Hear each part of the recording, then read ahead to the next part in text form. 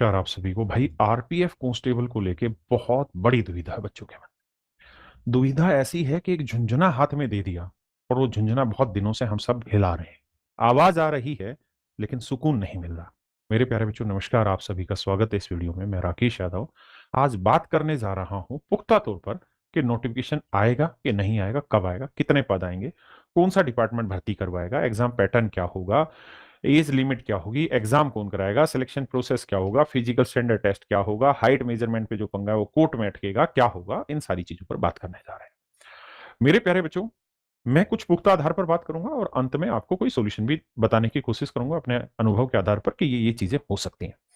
देखिए, कई बार क्या होता है कि जब कोई अनाउंसमेंट होती है ना, तो ये लोग नेता है ना, तो ये खुद पेपर देने बैठते ना इनके बच्चे पेपर देने बैठते। पेपर हम और आप जैसे गरीब लोग दे रहे होते हैं।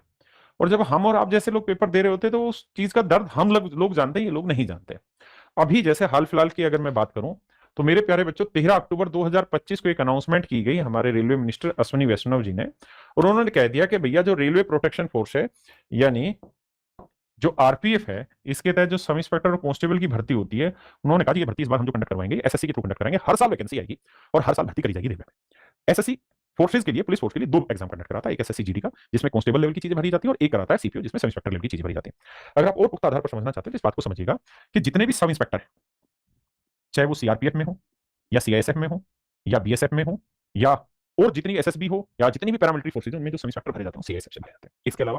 इसके अलावा दिल्ली पुलिस में भी जो सब इंस्पेक्टर है वो एसएससी सीपीओ ही भरता है।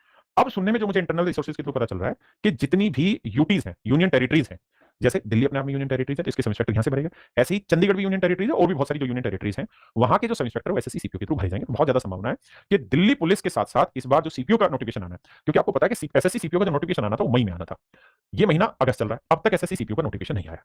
कारण यही है कि दो तीन वैकेंसी उसमें जोड़नी थी। एक वैकेंसी जो सबसे बड़ी जोड़नी है वो है आरपीएफ सब इंस्पेक्टर की, रेलवे प्रोटेक्शन फोर्स में सब इंस्पेक्टर की। तो इसी वजह से नोटिफिकेशन लेट होता चला जा रहा है और अब ये नोटिफिकेशन बहुत हद तक संभावना है कि हमारे अगस्त के पहले सप्ताह में आपको ये नोटिफिकेशन देखने को मिल जाए, क्योंकि बहुत सारे स्ट्रक्चरल चेंजेस इनको करने पड़ेंगे। और एक बहुत बड़ा इशू है हाइट मेजरमेंट का। आरपीएफ में हाइट कुछ और थी और यहां पे हाइट कुछ और ली जाती है। तो एसएससी को ये बात बहुत अच्छे से समझ में आती है कि हम एट रैंडम कोई भी चेंज करेंगे तो बच्चे तुरंत कोर्ट में चले जाएंगे और वैकेंसी पे मिल जाएगा। तो उसके लिए वो लीगल फ्रेमवर्क अपना तैयार कर रहे हैं ताकि ना बच्चों को नुकसान हो ना किसी एजेंसी को नुकसान हो।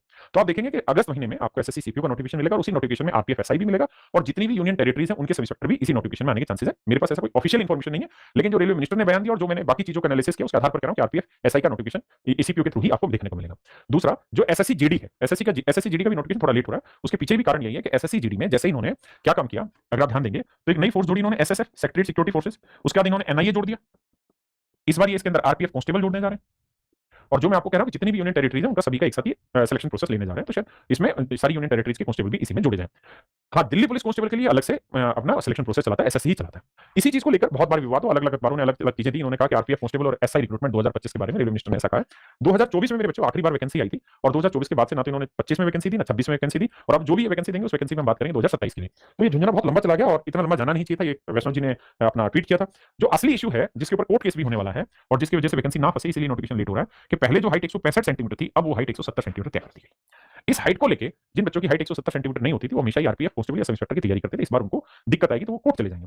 तो मुझे जहां तक संभावना नजर आ रही है कि उन सारी चीजों का फ्रेमवर्क इस बार इन्होंने तैयार कर लिया और जो पहली वैकेंसी आएगी एसएससी सीपीओ के थ्रू या जीडी के थ्रू उसमें खासकर आरपीएफ कांस्टेबल या आरपीएफ सब इंस्पेक्टर के लिए ये शायद हाइट पहले साल के लिए उतनी ही देंगे 165, नेक्स्ट ईयर से साइट को बढ़ा देंगे। उससे एक मतलब पैरामीटर सेट हो जाएगा कि हम पहले ये रिबेट दे चुके हैं, हर बार ये रिबेट नहीं देने वाले हैं। ये मेरे बच्चे का ऑफिशियल गैजेट आया था और इसी ऑफिशियल गैजेट के अनुसार इन्होंने कहा कि भैया हाइट जो 65 सेंटीमीटर थी अब उसे बढ़ाकर 170 कर दिया गया। बाकी चाहे पहले भी 80-85 थी अभी भी 80-85। हाँ, फिजिकल को इन लोगों ने बहुत आसान कर दिया है। फिजिकल पहले जहां अगर आप ध्यान देंगे तो मेरे भाई फिजिकल की जो कहानी थी, जहां पहले 1600 मीटर की दौड़ 5 मिनट 45 सेकंड में करनी होती थी, अब 5 किलोमीटर की दौड़ करनी है 24 मिनट में, जो कि आसान होगी। लड़कियों के लिए वही 2400 मीटर की रेस 8 मिनट 30 सेकंड में कवर करनी है। अब मेरे प्यारे बच्चों हम बात कर लेते हैं कि एग्जाम पैटर्न क्या होना चाहिए, कांस्टेबल के लिए क्वालिफिकेशन क्या होगी। तो वही होगी जो एसएससी जीडी के लिए होती है, 10वीं पास आप होना चाहिए, पहले भी थी अभी भी है। अगर हम हाइट की अगर हम बात करें तो मैंने बता दिया 165 की 157 है, फीमेल के लिए वही रखी गई है। एसटी मेल है इनके लिए 162 कर दी, हाइट थोड़ी बढ़ाई है। अब एग्जाम पैटर्न पे बात कर लेते हैं। पहले जो एग्जाम पैटर्न था मेरे प्यारे बच्चों, उसमें 50 सवाल आपके पूछे जाते थे जनरल अवेयरनेस के, 35 सवाल मैथ के पूछे जाते थे और 35 सवाल रीजनिंग के। तो टोटल 120 सवाल होते थे, 120 नंबर का पेपर होता था। 1/3 नेगेटिव होती थी, 1.5 घंटे का पेपर होता था। अब चूंकि एसएससी जीडी कराएगा कांस्टेबल वाले एग्जाम को, तो अब जो पैटर्न होगा वो हूबहू वही होगा जो एसएससी जीडी का होगा।